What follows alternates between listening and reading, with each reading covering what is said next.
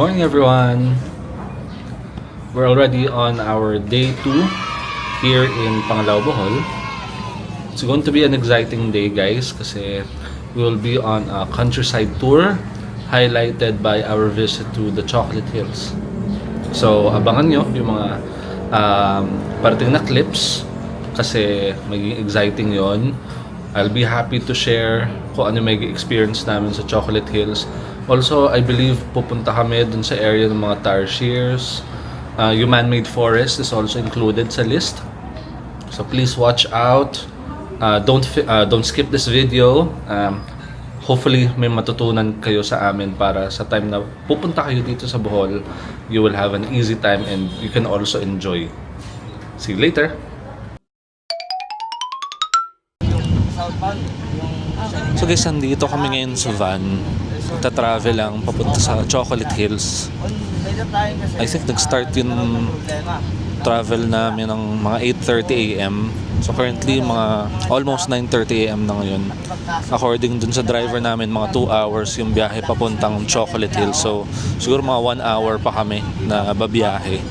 Tapos ayun, Chocolate Hills na. Na-layout na din ni Kuya sa amin yung itinerary namin today. So yun, of course, excited kami kung ano yung mga makikita namin, mga experience namin.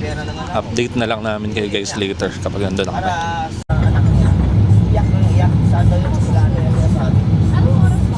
So itong Chocolate Hills na to, wala pong may gawa talaga nito. It's a new... Pwede pagkati-atian po, meron naman kami ang personal photography. Wag na po siguro. May sarili din kaming camera. Okay lang ma'am.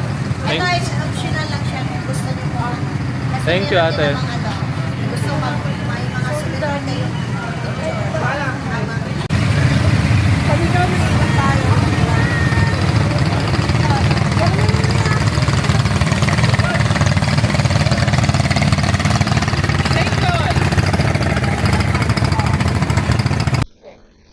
Hey guys, mag-ATV lang muna kami.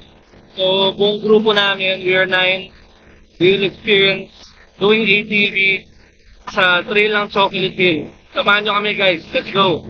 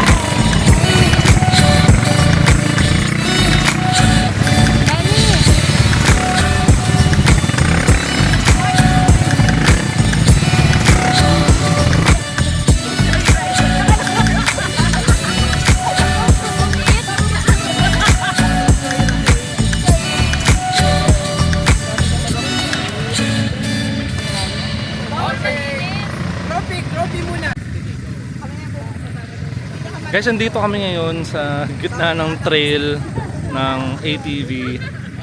So yun ang inavail nga namin, yung parang dune buggy or buggy car, para dalawa kami ni Joanna. By the way, these are my friends. Say hi to the vlog. So this is Mitch, this is Danny. So yun. So yun, Agdon, ang inavail namin na package is good for 1 hour. I think we have already consumed half of it. Ngayon, nandito lang kami sa isang photo spot.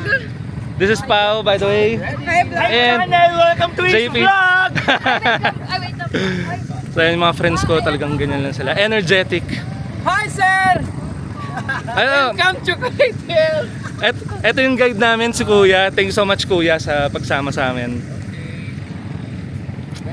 So yun. This is a must try activity, guys. I highly recommend you do this. Medyo pricey lang, obviously, pero around 1,400 pesos per person. Pero you know, for the experience, it's worth it. Hindi naman kailangan super expert kasi pagda-drive, kasi ano lang, tatapak lang sa gas saka sa preno yung kailangan mong gawin. Medyo matigas lang yung manibela nung dune buggy na gamit ko, pero overall okay pa rin naman siya. So yun, thank you so much, guys. Later uli sa next na activity namin.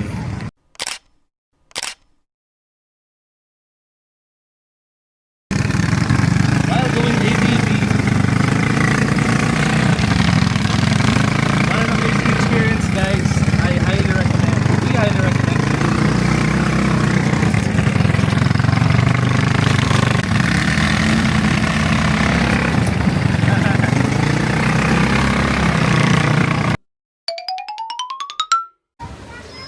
Hi!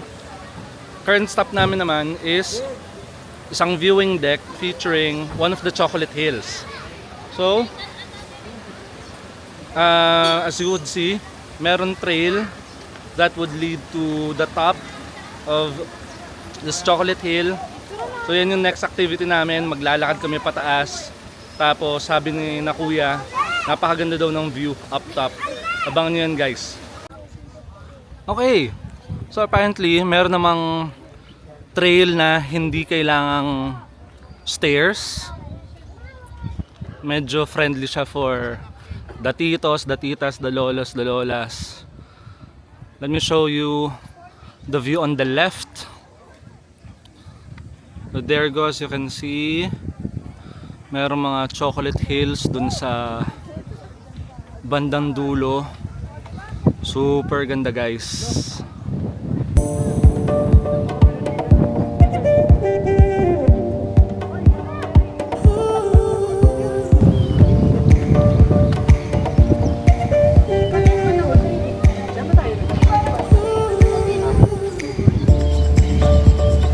Sama kayo.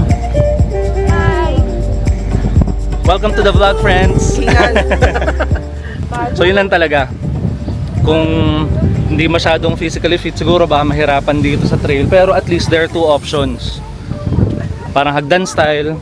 Tapos ito, parang pwede pang ang actually wheelchair siguro dito, no? So, ayun, at least there's something for everyone.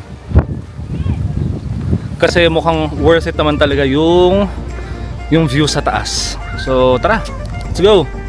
Tara!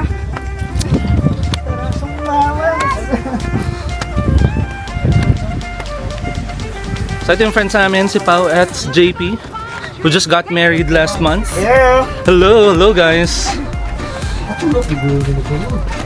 Guys!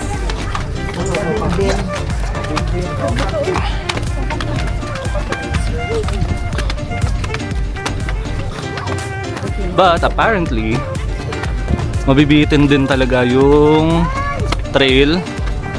In the end, meron din talagang stairs na kailangan i-take. Tingnan natin hanggang sa ayos. Hanggang saan tayo aabot. Hindi nagpapahinga.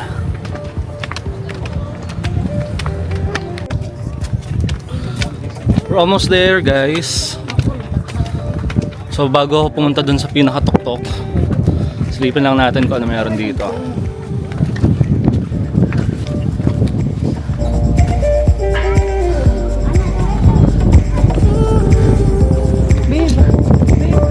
Dito ako.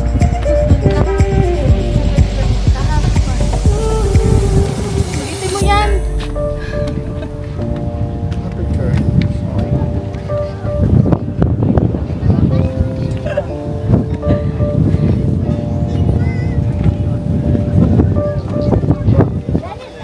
Picture na tayo, guys.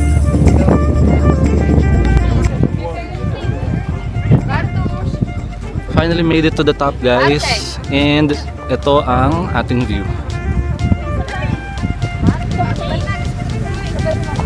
Sobrang ganda, guys. Papaisip ka na lang kung paano sila nabuo.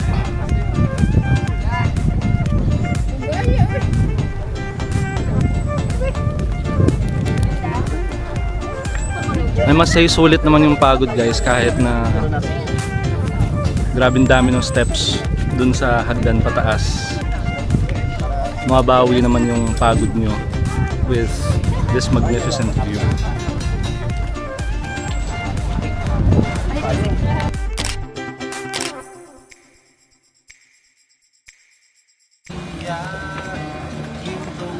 Pababa na kami, pauwi na kami.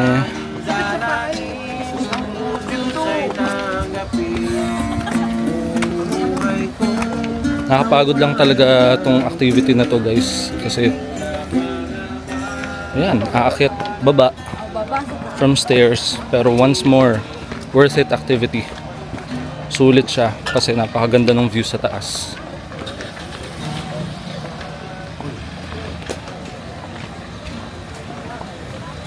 So apparently may restaurant din naman daw dito na pwedeng kainan. So kung inabot na kayo ng gutom, tas ito yung part ng itinerary na meron kayo at any given day, consider having your meal there.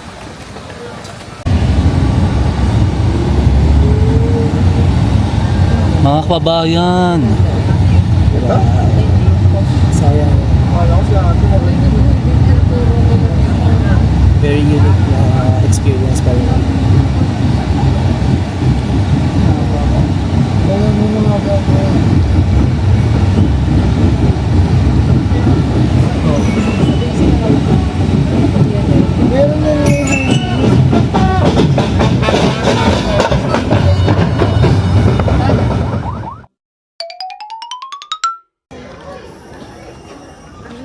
hey guys, andito kami sa Tarsier Sanctuary. Ito yung next stop namin after mag-lunch. So yun, obviously kalma lang tayo sa boses natin kasi mahigpit daw dito. From what we've learned so far, diba, sa mga Tarsiers, sensitive sila sa light, sa noise. So dapat talaga yan, minimal noise lang, tapos okay lang mag-camera pero bawal may flash. Okay.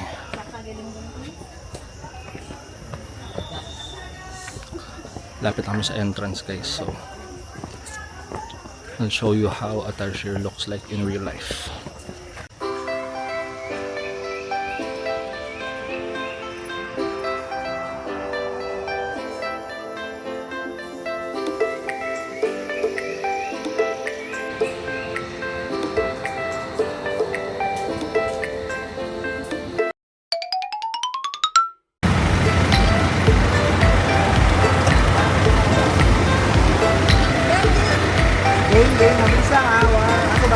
Kung naging next stop namin, guys, yung man-made forest, just less than 5 minutes away from the Tarsier Conservation Area.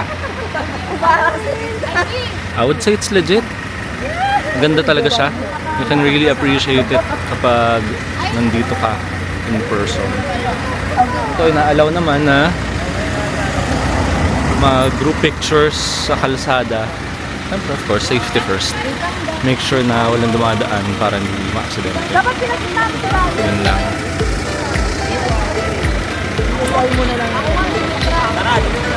Dito daw, guys. Paunahan tayo ng ibang tao. Bakit ano?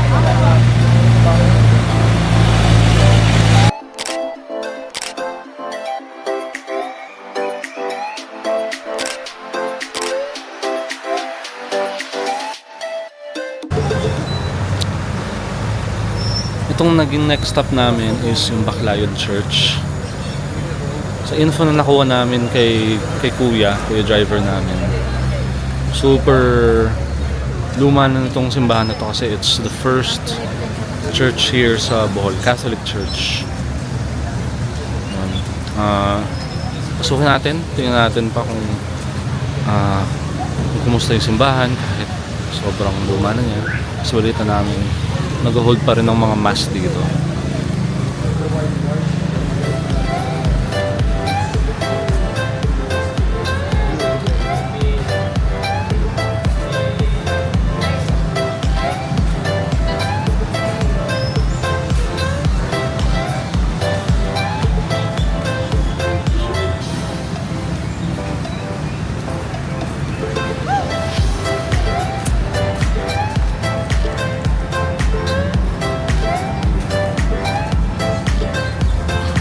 Hindi ko lang sure kung pwedeng pumasok sa loob or kung may pinto na bukas.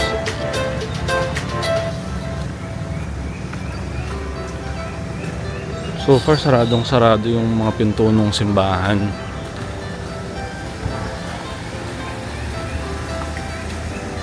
At mukhang ang accessible right now is yung museum. Yung museum ng church.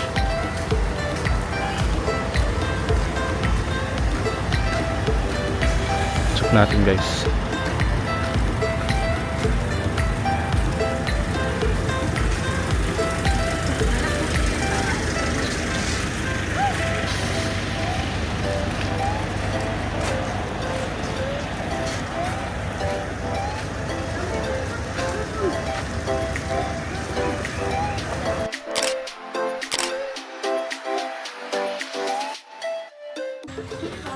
Guys, nandito na kami sa last stop namin, very last stop, which is Bohol Bee Farm.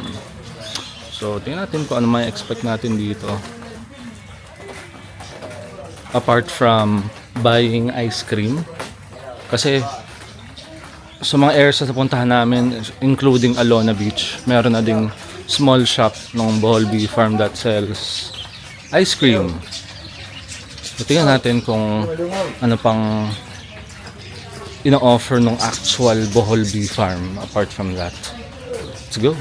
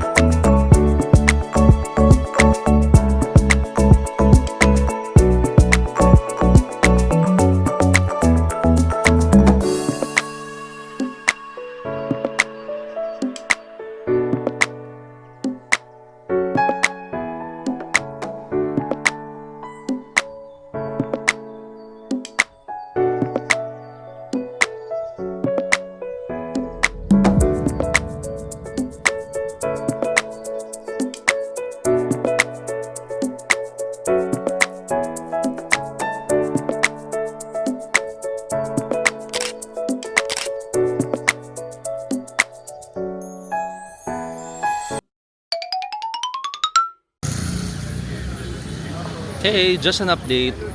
Nandito kami sa Mist right now pero actually pauwi na kami. We had dinner here in this place. Finally, we had the chance to eat here. Yesterday, gusto na sana namin pero sinabi, inabot na kami ng cut-off. So this time, dahil medyo maaga naman natapos yung tour namin, we went straight here to have dinner. Hindi na lang ako nakapag-vlog kanina kasi pagod, tas gutom. So yun lang, order lang kami agad tapos kumain. I would say the food is great apart from it being famous for its ambience kasi al fresco yung ino-offer na dining experience ni Mist. But at the same time, yung food naman niya is good. Is it pricey? Yes, I would say. Yung mga napili namin na food from the menu is almost 500 pesos. Tapos meron pa siyang service charge. So please factor that in if you would consider eating here. For Joanna, she ate Wagyu burger rice meal, I think. For me, it's a truffle pasta that I got. I would say 9 out of 10 yung quality of both food. So, ayun, definitely there's a reason to go here.